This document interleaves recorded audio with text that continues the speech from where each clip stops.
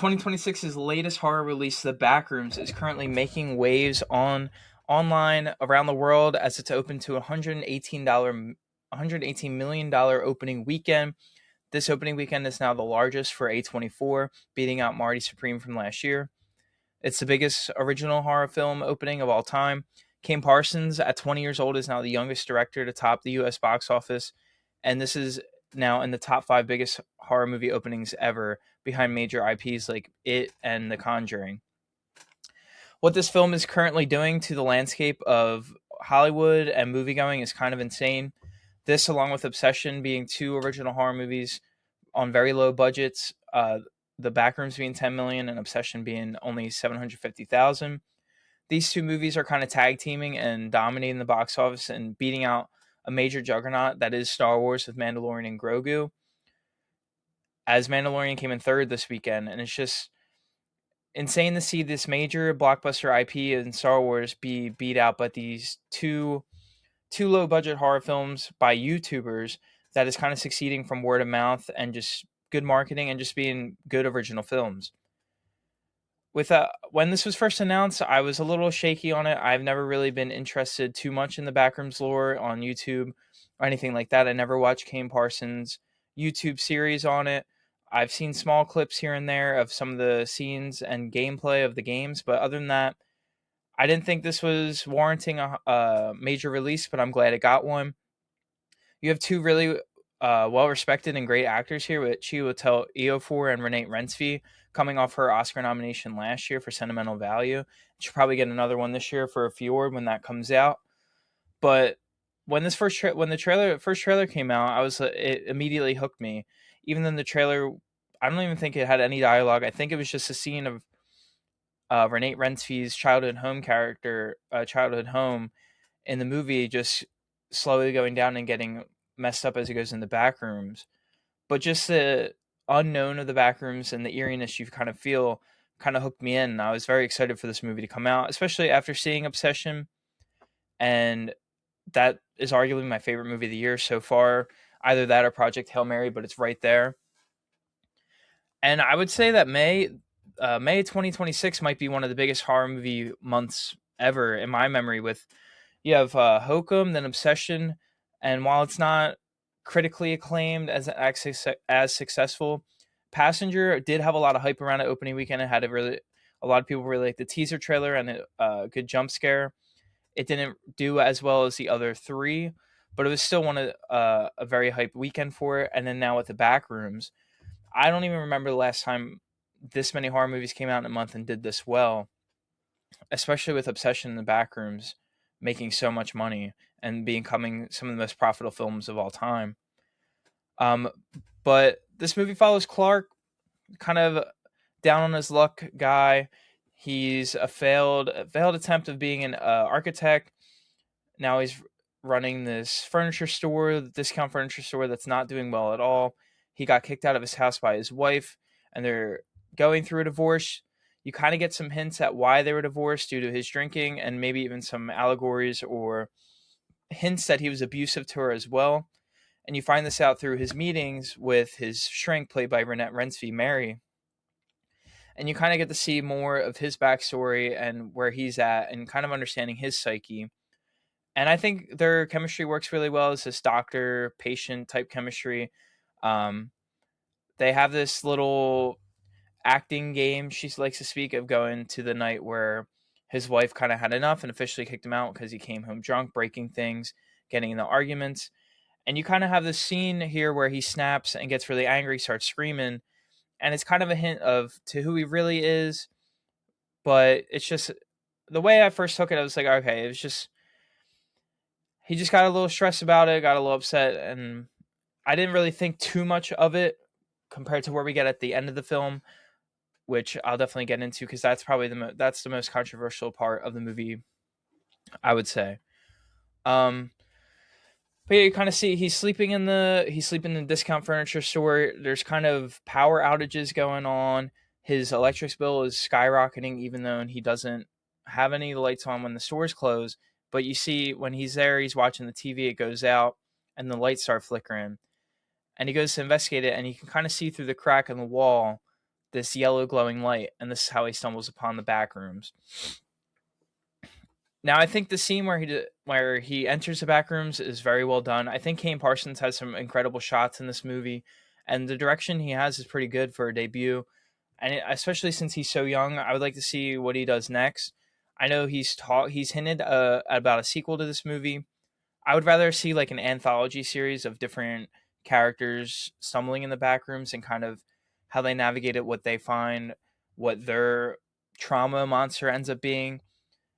But if we do get a direct sequel, I'd be fine with that too. I'm kind of interested to see more after watching this film. But Clark enters the back rooms and he's just astonished by what he sees. I do kind of like that part of the reason he loves it so much is because he is very fascinated by architecture, and that is one of his passions. So seeing him wanting to keep exploring makes sense, but at the same time, like, obviously it has to happen for there to be a movie, but you would, like, if you ever stumbled upon that, I think most people would probably turn right back around. But yeah, he's exploring the back rooms. He finds this cardboard cutout talking in different languages, and he goes to investigate it. It's not a real guy, and then he keeps exploring, and you get a hint that there is this monster there. The movie does open up with a found footage scene, which I do think is really well done. A lot of the Backrooms media online is found footage, so you do know that there is some creature in the back rooms, which I think is good because throughout the whole movie you're building up the tension to when this creature might finally show up, when it might attack. A lot of people aren't as happy about it because they wanted more of the creature and kind of wanted more jump scares and more chase scenes, stuff like that. I think this movie would have been worse if it was that. I think it part of the reason this movie I really enjoyed it was the slow tension that built up. You had these scenes that were just exploring the back rooms, and at any moment you could have something come out that you weren't expecting to see that could scare you or even attack you. If every other scene was just this monster popping up and he's running away, I don't think it would have worked as well. But as he's exploring, he hears something break the cardboard cutout. Obviously, you don't see what it is at first, but he runs away, and that scene's really well done. And then he goes back to the shrink. He goes back to Mary and tells her about it. She obviously doesn't believe him. He's like, "All right, you think I'm crazy? I'm gonna go prove it to you." And this is where the movie really picks up, in my opinion. I think most would agree. He goes to get his assistant manager, Kat, and her boyfriend, who helped him film one of the commercials earlier in the movie, to go get proof and record it. So them three go in there. Kat obviously does not want to be in there, but the boyfriend's kind of into it now. He's like, I want to see what's down there. This giant sloped, kind of like slide, so to speak, that he climbs down. And this is where you don't see the monster, but the monster finally kind of attacks and comes out. And you have Clark and Kat trying to pull him back up. The monster's so strong pulling the rope that it pulls the bed that was holding on to and knocks all of them down. And this is where you get into the first chase scene of the movie. Clark running away, Kat trying to get her boyfriend out of it. I honestly forget the boyfriend's name. But she's trying to get him out. You see him go through this door, and Clark's running away. And one of the things I really liked about this scene is that you see all the stuff you see online about the back rooms, like, came to life here. All the different rooms you see, like the pool room with the running water, that I feel like is one of the more popular backrooms rooms at this point, compared to just the traditional yellow. Most of the stuff I've seen of, like, some of the games is people going through the endless rooms with the slides and all the water. And then Clark goes through this Christmas scene, and it's kind of, I feel like it's more spelled out at the end. He runs into some of the creatures there that are called still life that I saw. We find out later on that they don't really have much of a conscience. They're living, but they can't really do much. They don't talk. They have very limited motion, and they're kind of just existing there. He gets chased by this woman with red hair, and then he eventually gets cornered, and you see the monster pick up the camera, and that's where it cuts off. Now, Mary gets a voicemail from Clark saying he opened the window, and she goes to investigate. This is where the movie kind of takes a little bit of a dip, and I do agree that the third act is kind of lackluster here, because she goes to the store, she ends up going through the back rooms, and she sees this painting that Clark made of the monster and going up to the window, and Clark is kind of eerily looking at her through the corner. And honestly, I thought Clark was somehow being controlled or possessed here, because I mean, obviously he lived, but you would have thought he should have died at that part where the monster cornered him. And then this is where the movie kind of nosedives. Clark kind of sneaks up and chokes Mary out, knocks her out, and then she wakes up tied up. And Clark is all of a sudden this complete nutcase. He's fully mad. He's talking about eating the people there, the still life there, that they're made of kind of like couch cushion, so to speak. And he's like, it's edible. And he's talking about killing. He's stabs them. He's like, they feel no pain. And you think he's going to kill Mary. And this just didn't feel earned to me. It didn't feel like his character, he went to this complete 180 from this guy who's just kind of curious about the back rooms to now he's obsessed with it, and he's saying he belongs here, he wants to live here. And I'm like, we didn't see how he survived, we didn't see him living here for this long. It is very clear that he's been here for a while now, because when she pulls up to the furniture store, there's a bunch of mail stuck at the door.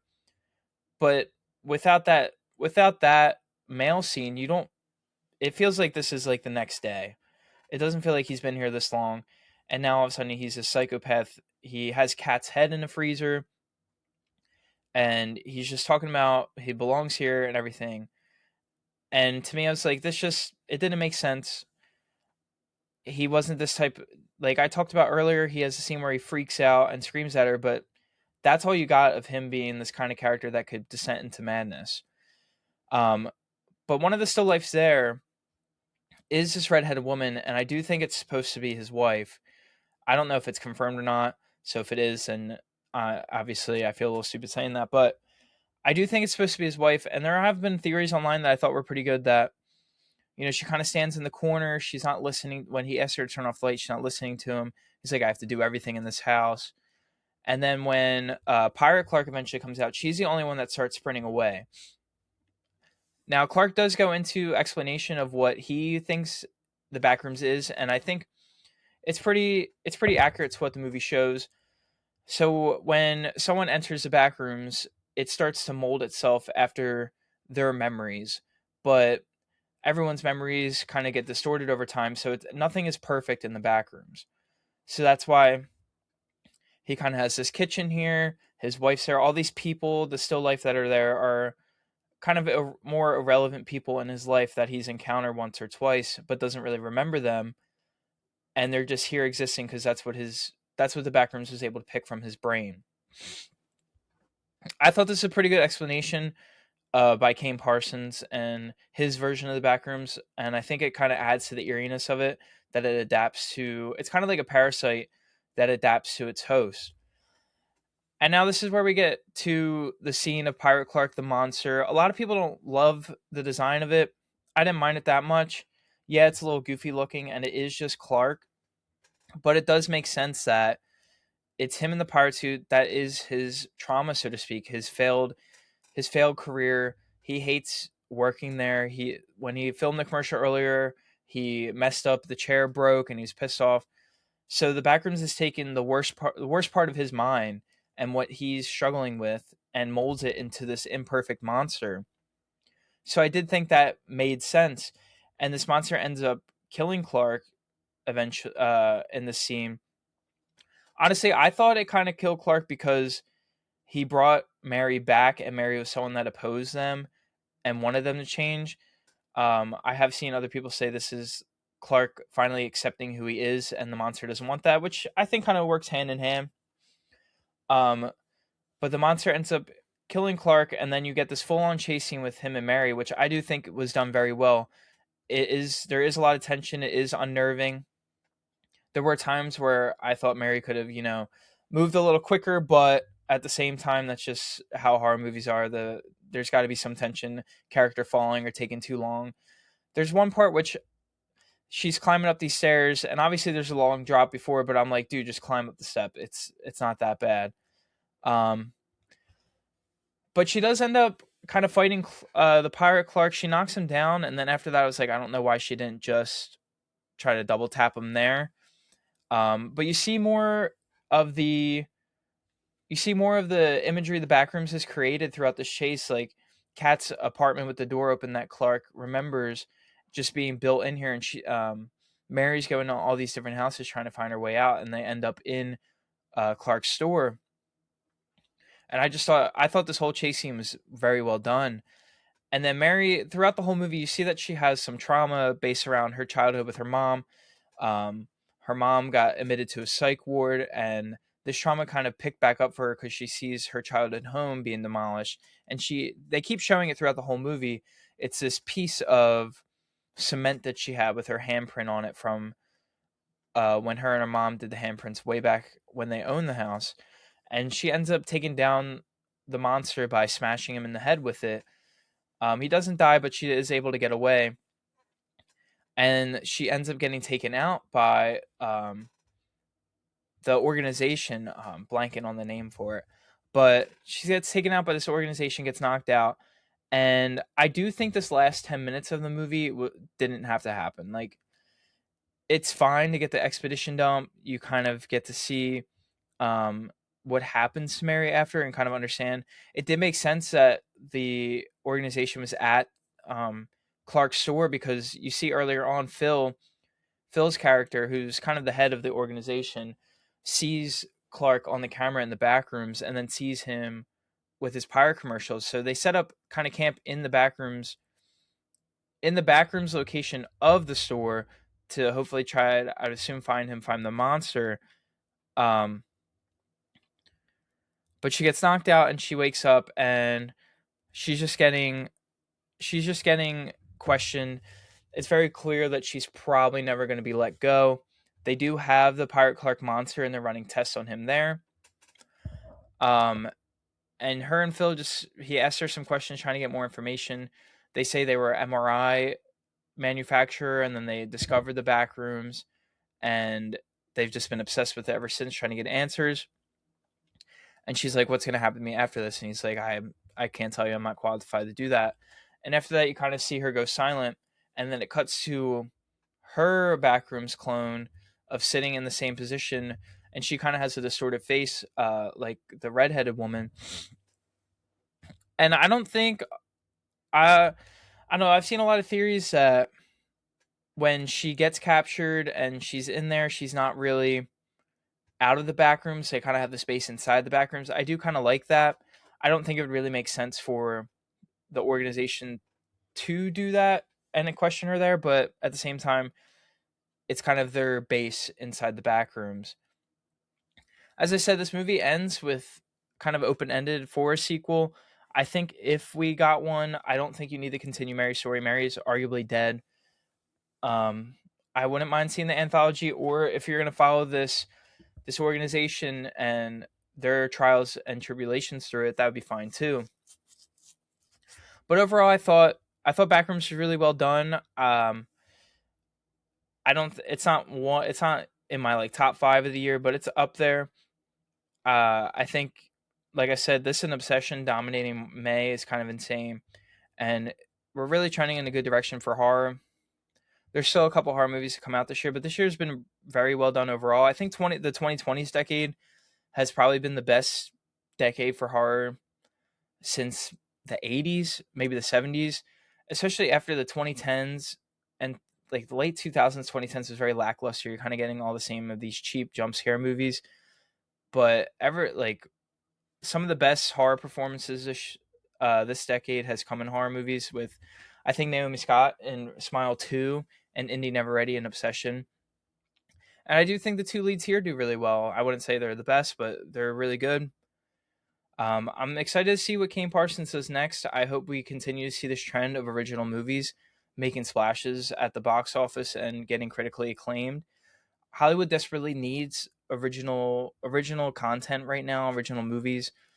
I'm fine with getting those summer blockbusters and those big IP movies here and there, but you need these original new movies to fill the gap, create new stars. Like I think Indy Never Ready and Obsession is going to be someone who's going to get a lot of roles now. I honestly think the whole cast in that movie could get some roles, but she's obviously the star of the show.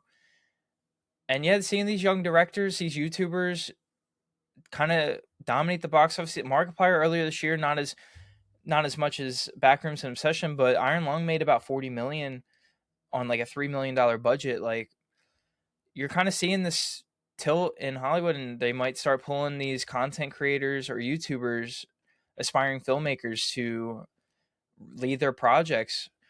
So we'll see what happens. Let me know what you thought about the Backrooms, and I'll see you in the next one.